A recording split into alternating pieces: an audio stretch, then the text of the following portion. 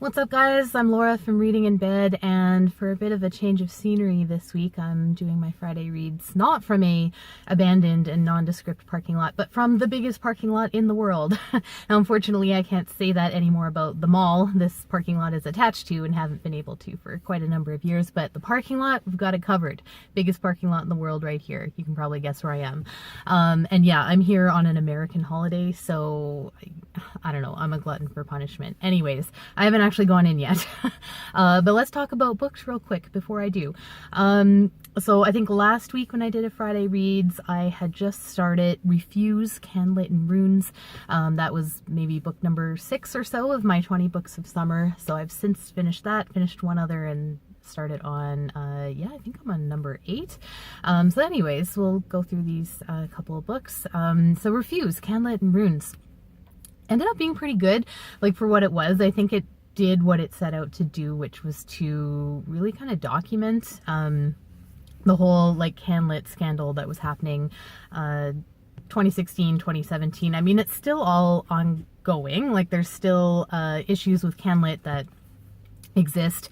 It's not like they've all just magically gone away, but they're not talked about as much. And I was continually surprised by how many prominent Canadian authors got involved in all this stuff. Not just Margaret Atwood and Joseph Boyden and Stephen Galloway, but many of, I mean, pretty much anyone who's weighed in some way or another.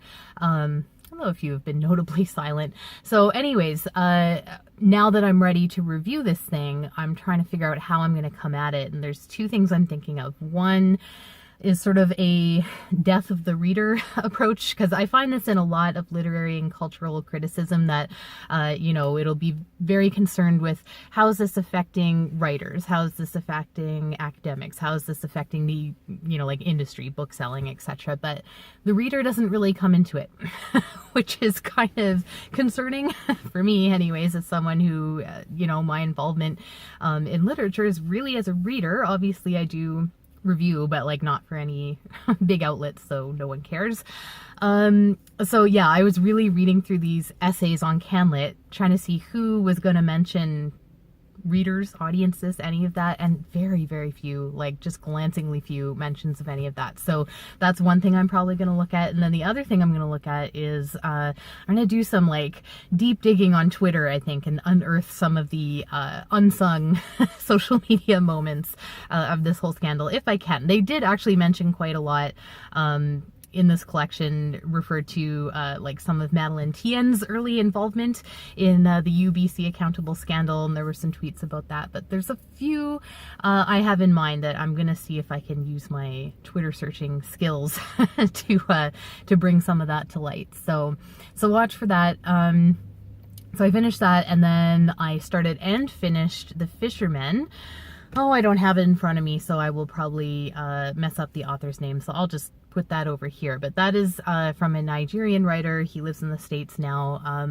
And I think like many of us, I've been reading a lot of Nigerian literature lately, and it's all so, you know, there's no real way for me to talk about it all together unless I'm gonna, you know, make references to Things Fall Apart, which I probably will with this book because it's mentioned by name. So both, like, there's a blurb on the back comparing the author to Chinua Achebe, and then in the actual book some of the characters refer to Things Fall Apart.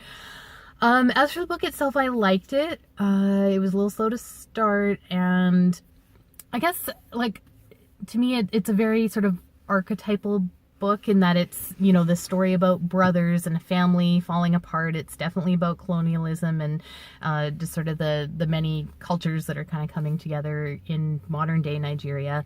But it's got like these big themes of like fate. Do you control your own life, or is it all up to fate? And like prophecies and stuff like that. And then as the book goes on, the big theme becomes revenge. And is it ever good? No. There, you don't have to read the book. Fate's a thing, revenge is bad, the end. So, I mean, these are huge universal themes, and as I'm reading, I'm sort of like, well, you know, do I need another novel to tell me that revenge is probably not a good thing and you'll end up destroying yourself? Because, you know, like... Greek myths and Greek plays and stuff, we've all sort of read them, or at least read a synopsis on Wikipedia. And on that note, I am on, like, if any of you guys know, because in The Fisherman there is this whole thing with like the town crazy person, like a madman who mostly just like babbles and doesn't say anything that makes sense, but once in a while he will come out with like a prediction and they all seem to come true. And I'm trying to think, like, is there a basis in myth or something for that? Because I'm thinking of, like, you know, there was the blind prophet Tiresias, is that right? And then there's like Cassandra, who was a prophet but no one believed her. But is there sort of like an example of sort of a madman who becomes a prophet in, you know, ancient literature, something that I just can't think of? My Google skills are not helping me out here. So if you know, tell me in the comments. But yeah, I mean, The Fisherman, I will be writing a review for that too. I'm not sure.